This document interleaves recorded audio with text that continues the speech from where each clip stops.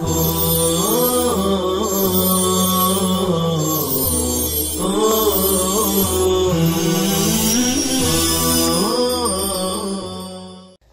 اللہ الرحمن الرحیم۔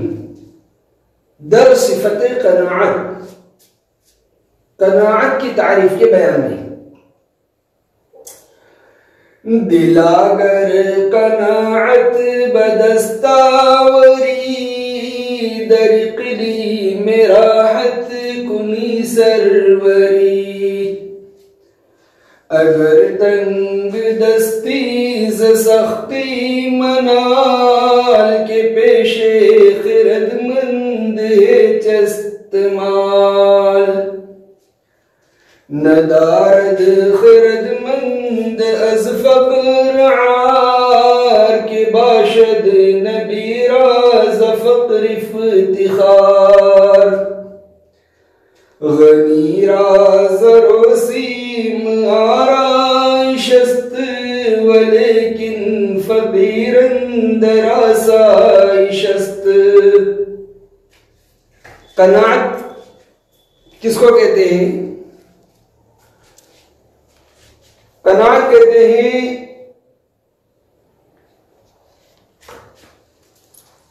تھوڑے پر راضی ہو جانا، یا دوسرے الفاظ میں یوں کہیے کہ جو اللہ تعالیٰ نے آدمی کو دیا اس پر اس نے خوش رہنا، زیادہ کے لالچ نہ کرنا۔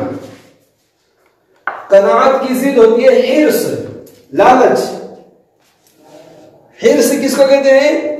کہ آدمی کو کتنا بھی مال ملے وہ اس پر راضی نہ رہے، زیادہ کی فکر میں اور زیادہ کی لالچ میں رہے۔ اور قناعت کہتے ہیں کہ جتنا ملا اس پر خوش، زیادہ کی لالچ نہیں۔ دلا گر قناعت بدستاوری، دلا الف حرف ندا ہے اور دل منادہ ہے، یعنی اے دل۔ بدستاوری، بدست آوردن، حاصل کرنا، اس سے مضارع کا صیغہ واحد حاضر ہے۔ بدستاورد، بدستاورند، بدستاوری، اختیار کرنا بھی اس کا ترجمہ ہوتا ہے۔ دلا گر قناعت بدستاوری، یعنی اے دل اگر تو قناعت اختیار کرے گا، در اقلیم راحت، اقلیم کے معنی ملک، راحت کے معنی آرام، در اقلیم راحت آرام کے ملک میں، سروری کنی، کنی کردن کرنا مصدر سے مضارع کا صیغہ واحد حاضر، کند، کنند، کنی، اور سروری کے معنی سرداری۔ شعر کا ترجمہ ہوگا اے دل اگر تو قناعت اختیار کرے گا تو آرام کے ملک میں سرداری کرے گا۔ کیا مطلب؟ کہ جتنا اللہ نے دیا اگر تو اس پر خوش ہوگا، خوش رہے گا اور زیادہ کی لالچ میں نہیں رہے گا، اور زیادہ کی لالچ میں نہیں رہے گا تو تجھے روحانی سکون ملے گا اور آرام ملے گا اور بے چینی تجھے نہیں رہے گی۔ اگر تنگ دستی ز سختی منال کہ پیش خرد مند ہے چست مال، تنگ دستی میں یا واحد حاضر کی ضمیر ہے، یا خطابی، خطاب یعنی حاضر کا صیغہ۔ مطلب کیا ہوا کہ اگر تنگ دست ہستی، اگر تو تنگ دست ہے، فقیر ہے، غریب ہے، مفلس ہے، نادار ہے، ز سختی، سختی یعنی تکلیف، یعنی تکلیف کی وجہ سے، از یعنی سے، منال نالی دن رونا سے، نہیں کا واحد حاضر کا صیغہ ہے۔ منال یعنی مت رو، بالفاظ دیگر شکایت کرتا مت پھر۔ اگر تو تنگ دست ہے، اگر تو غریب ہے، اگر تو نادار ہے، تو تکلیف کی وجہ سے لوگوں کے پاس شکایت مت کر کہ میرے پاس یہ نہیں، میرے پاس وہ نہیں۔ کیوں کہ پیش خرد مند، کیونکہ عقل مند کے سامنے، عقل مند کی نظر میں مال ہے چست ہے، مال جو ہے وہ حقیر چیز ہے، مال کی کوئی حیثیت نہیں ہوتی۔ تو ترجمہ ہوا شعر کا، اگر تو تنگ دست ہے، اگر تو فقیر ہے، اگر تو نادار ہے تو تکلیف کی وجہ سے مت رو، کیونکہ عقل مند کے سامنے مال حقیر ہے، عقل مند کے سامنے مال کی کوئی حیثیت نہیں ہوتی۔ اس کو ہم ایک دو واقعے سے سمجھیں گے۔ مرزا مظہر جانے جانا رحمۃ اللہ علیہ مسجد قریب کے بزرگ گزرے ہیں، ان کے پاس ان کے زمانے کا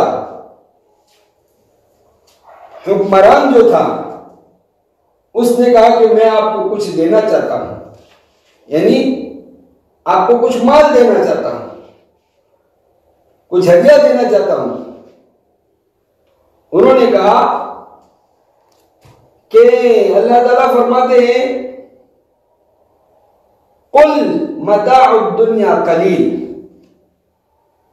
کہ اے نبی صلی اللہ علیہ وسلم آپ فرما دیجئے کہ دنیا کا سامان قلیل ہے، قلیل یعنی تھوڑا۔ فرمائے کہ ساری دنیا کے مال کو اللہ تعالیٰ کے فرما رہے ہیں کہ قلیل ہے، تھوڑا ہے، اور اس میں بھی تجھے اللہ نے قلیل دیا، سب نہیں دے دیا، اس میں بھی تھوڑا دیا، تو کیا اس میں بھی میرا حصہ ڈال دے گا؟ یہ ہے کہ عقل مند کی نظر میں مال کی کوئی حیثیت نہیں ہوتی۔ ایسے ہی ایک اور بزرگ غالباً حضرت زین العابدین رحمۃ اللہ علیہ وہ طواف کر رہے تھے،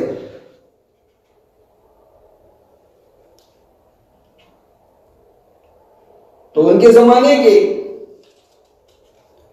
حکمران نے دیکھا کہ یہ بزرگ ہیں اور ان کے پاس کتنے لوگ ان کی خدمت میں ہیں اور ان کو کتنے لوگ ان کی عزت کر رہے ہیں، تو وہ بھی گیا ان کے پاس، کہنے لگا میں آپ کو کچھ دینا چاہتا ہوں، آپ بتائیے کیا چاہیے آپ کو؟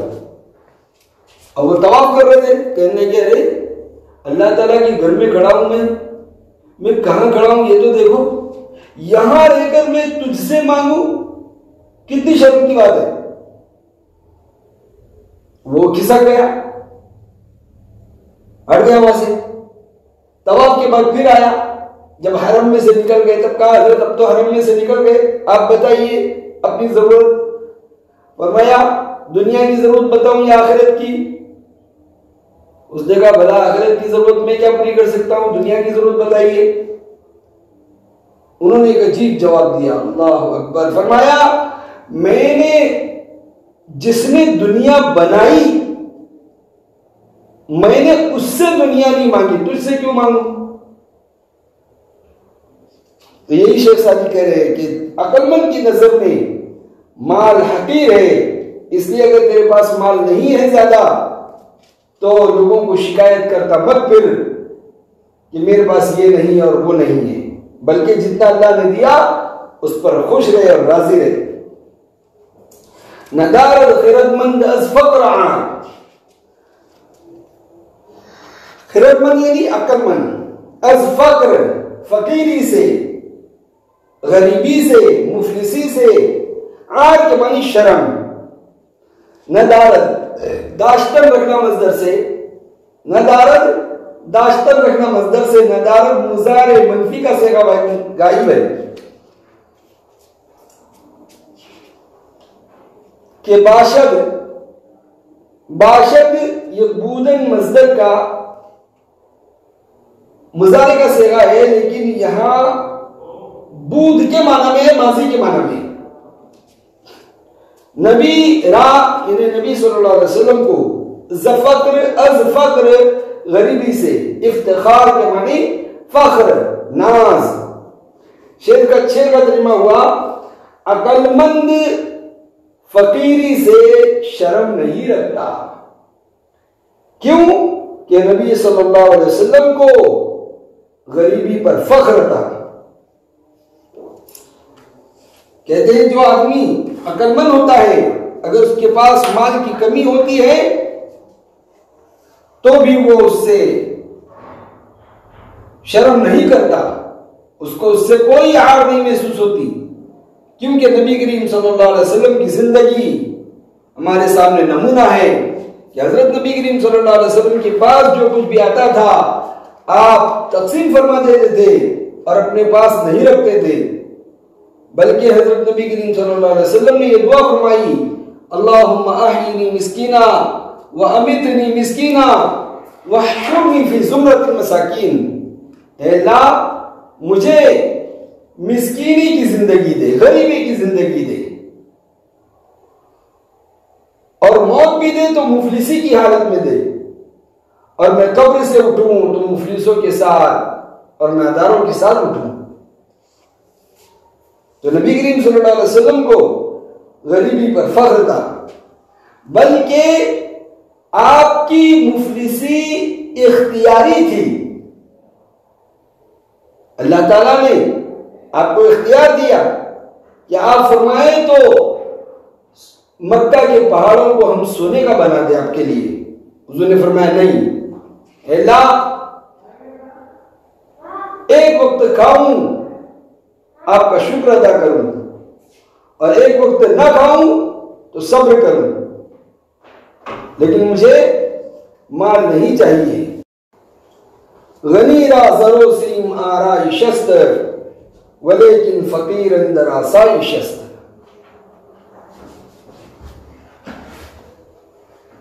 یہاں را برائے کے معنی میں ہے, غنی کے معنی مالدار, غنی را یعنی مالدار کے لیے, زر و سیم, زر یعنی سونا, سیم یعنی چاندی, زر و سیم یعنی سونا چاندی, آرائش آراستن سوارنا سے آرائش, زینت کی چیز, اچھا لگنے والی چیز. ولیکن فقیر اندر آسائش است, فقیر یعنی غریب آدمی, اندر آسائش, آسائش یعنی آرام. یہ آرائش جو ہے وہ آراستن سے حاصل مصدر ہے, ایسے ہی آسائش جو ہے وہ آسودن مصدر سے حاصل مصدر ہے. شعر کا ترجمہ ہوا مالدار کے لیے سونا اور چاندی زینت ہے, اور لیکن غریب آرام میں ہے. یعنی مالدار کے پاس جو مال ہوتا ہے وہ اس کو اچھا لگتا ہے, اس کے لیے زینت کی چیز ہوتی ہے, لیکن غریب جو ہوتا ہے اگرچہ اس کے پاس مال کم ہوتا ہے لیکن اس کو سکون ہوتا ہے. سو جاتے ہیں فٹ پاتھ پر اخبار بچھا کر, مزدور کبھی نیند کی گولی نہیں کھاتے. تو مالدار کو اگرچہ مال اس کے لیے زینت کی چیز ہوتی ہے لیکن غریب جو ہے وہ سکون میں ہوتا ہے. وہ اپنے کھیت میں کچی پیاز کھا کر بھی درخت کے سائے میں آرام سے سوتا ہے. بہرحال تو مالداری کوئی عیب والی چیز تو نہیں ہے, لیکن کسی کے پاس مال نہ ہو تو وہ پریشان بھی نہ ہو, کیونکہ اللہ تعالیٰ کی طرف سے تقسیم ہے. اللہ نے کسی کو مالدار بنا کر آزمائش میں ڈالا ہے کہ مال کا حق ادا کرتا ہے یا نہیں, صحیح کماتا ہے یا غلط کماتا ہے. اسی طرح جن پر خرچ کرنا ہے ان پر خرچ کرتا ہے یا نہیں. اور مفلس کو بھی اللہ نے مفلسی میں آزمایا ہے کہ اس کو جتنا دیا اس پر یہ شکر کرتا ہے اور صبر کرتا ہے یا نہیں, اور یہ راضی رہتا ہے یا نہیں. تو انسان کو چاہیے کہ اللہ تعالیٰ نے جو دیا اس پر وہ راضی رہے اور زیادہ کے لالچ میں نہ رہے. وصلی اللہ تعالی علی خیر خلقہ محمد و آلہ و اصحابہ اجمعین.